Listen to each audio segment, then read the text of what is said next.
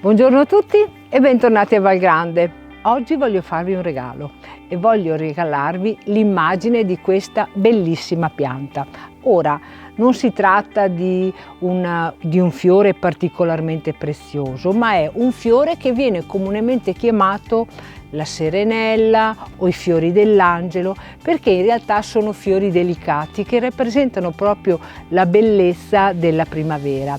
E questi sono quei fiori che io amo portare in tavola, ma non mettere nei nostri piatti, però sono quei fiori che io metto sulle tavole al momento dell'allestimento a completare la mise en place o le nostre apparecchiature, che tutti gli ospiti così hanno modo di apprezzare e di riconoscere frequentando Valgrande. Infatti chi entra qui da noi avrà avuto modo di osservare che sempre ci sono i fiori freschi, che non sono sempre fiori molto pregiati o fiori coltivati, ma spesso sono fiori raccolti nel nostro prato e nel nostro giardino.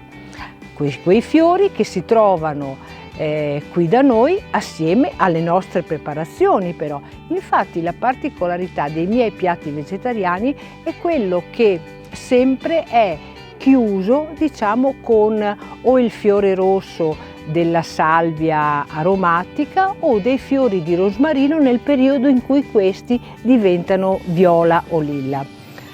Nelle nostre preparazioni però accanto ai fiori si possono gustare anche le paste fatte in casa, sempre realizzate da noi, così come pure si possono gustare le carni di pollame provenienti dal nostro allevamento.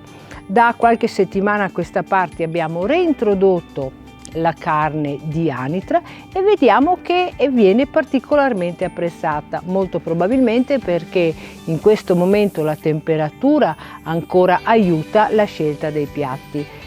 Però per questo fine settimana la bella stagione continua a darci dei bellissimi regali e si potranno anche gustare le prime fragole della stagione. Se anche voi quindi siete curiosi di vedere i fiori che io metto sulle tavole, ma di assaggiare anche le nostre preparazioni, io vi invito a venirci a trovare e fatelo però sempre prenotando il vostro tavolo e prenotandolo dove?